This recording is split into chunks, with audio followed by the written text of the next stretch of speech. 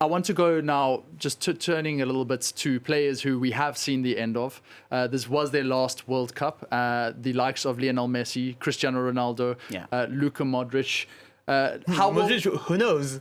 Modric, who knows? At 41, who knows in 2026? I know it's quite... I don't know if Ed has something to say about Modric. I think his time at the top is done at international level. No, I could see Modric coming back.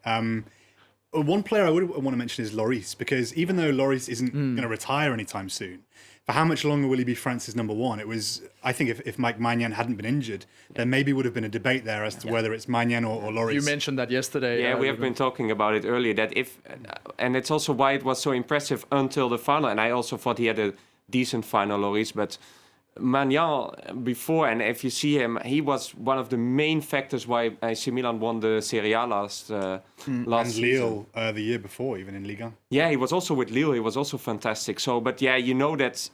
Well, Didier Deschamps always sticks with his.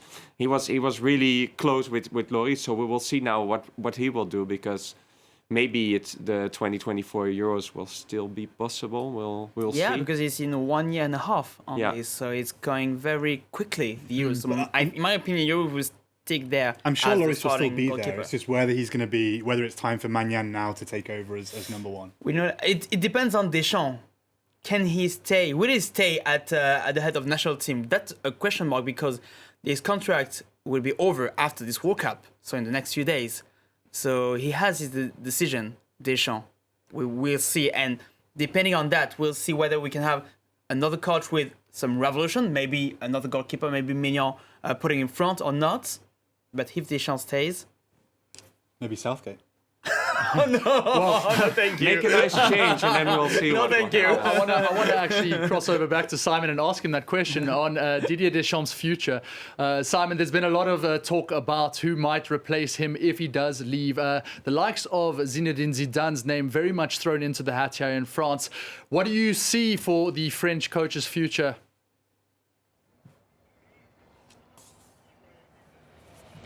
Hard to tell so quickly after a World Cup loss in the final, Jean-Emile. Let's not forget that Didier Deschamps led France to the final of the Euros and led them to victory in the 2018 FIFA World Cup, the last 16 of the last Euros, and to another final in the World Cup. I think it all depends on Didier Deschamps himself. Will he want to take a break?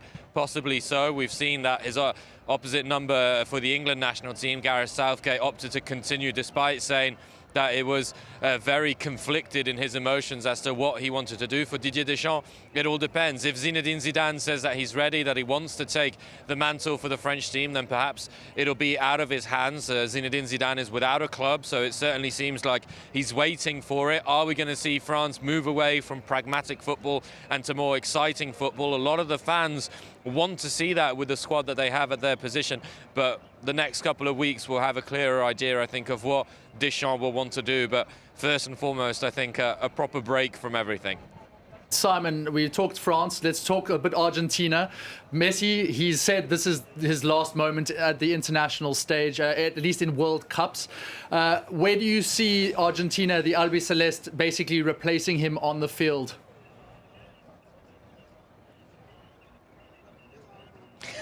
Is Messi replaceable? That's what was the first question. You're thinking Maradona in 86, 90. It took them, 16 years to find a replacement to someone like Maradona. Who's the next man in the wings for Argentina? It's not certain, particularly in that wide role as he initially started and then as that fake number 9 at Barcelona, where he really made his mark. You're not sure, but as I mentioned before, when you look at the young talent coming through, Nahuel Molina in defense, Lisandro Martinez, who didn't play, but Lisandro Martinez, Julian Alvarez, who was simply sublime in this game himself, and of course Enzo Fernandez, then there's plenty of talent all over the pitch. They're not exactly the same role, but are they going to have the same kind of aura, the same kind of iconic persona that Lionel Messi has? I think it's difficult. We've been blessed, really, people who are my age, that we've seen two of the greatest of all time go head-to-head and battle it out for so many years. Is it a generational thing? We have the next generation in Kylian Mbappe, Erling Haaland, of course, but Haaland plays for Norway, which isn't one of the best international teams. It's very difficult to see what Argentina will do. The important thing for them is now to find find a little bit of consistency? Can they defend their Copa America title? How far will they go at the next World Cup? And to try and set, shall we say, a new dynasty of great football? A new dynasty, which we very much look forward to here at, well, as football fans. Karim, just tell me about this new dynasty. Who do you see as basically taking that mantle now? In Argentina or overall? I want to say Argentina. Let's start off with them.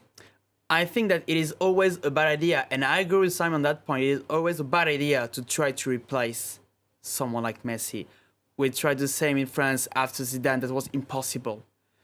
Ronaldo, maybe they could try to do it in Portugal, but that would be impossible. We have other players with other kind of qualities, but still you can't do it. You can't replace a superstar by another guy. And when we look at the Argentina squad, I see any of them taking that role. Maybe it's gonna be different. Maybe they could bring some other tactics, just to adapt to that new situation.